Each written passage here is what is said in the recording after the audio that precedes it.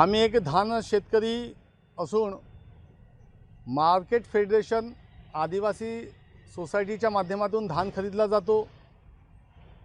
शासनाने 31 तारखेच्या नंतर धान खरेदीचं उद्दिष्ट वाढायला पाहिजे होतं, पण अजूनपर्यंत 50,000 जवळपास शेतकऱ्यांचं धान त्या फेडरेशनच्या जवळ पडलं आहे, पण उद्दिष्ट वाढवलं नसल्यामुळे आम्ही शेतकरी आता धान हा पूर्ण आता व्यापाऱ्याला विकण्याची स्थिती आहे आणि व्यापारी कमी दरामध्ये हा धान घेईल।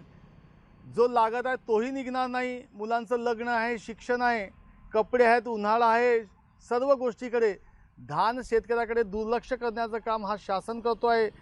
कदाचित मराठवाड्यात आत्महत्या सुरू झाल्या होत्या, ह्या पूर्व विदर्भात धान शेतकऱ्यांना करण्यासाठी शासन हा कटिबद्ध आहे की त्यांचा हा प्लान आहे असं मला कळत नाही।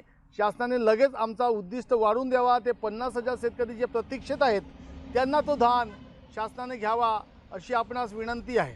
आज शेवटचा दिवस असून उद्दिष्ट वाढते की नाही, शासन वाढवते की नाही, कुठल्याच प्रकारचं GR शासनाने पाठवला नाही। त्यामुळे जर उद्दिष्ट वाढलं नाही तर हा जो धान आहे आम्हाला व्यापाऱ्याला विकावा लागेल। नुकसान जे होणार आहे ते सर्व आम्हाला भोगावं लागणार आहे आणि त्याच्यासाठी शासन हा जबाबदार आहे।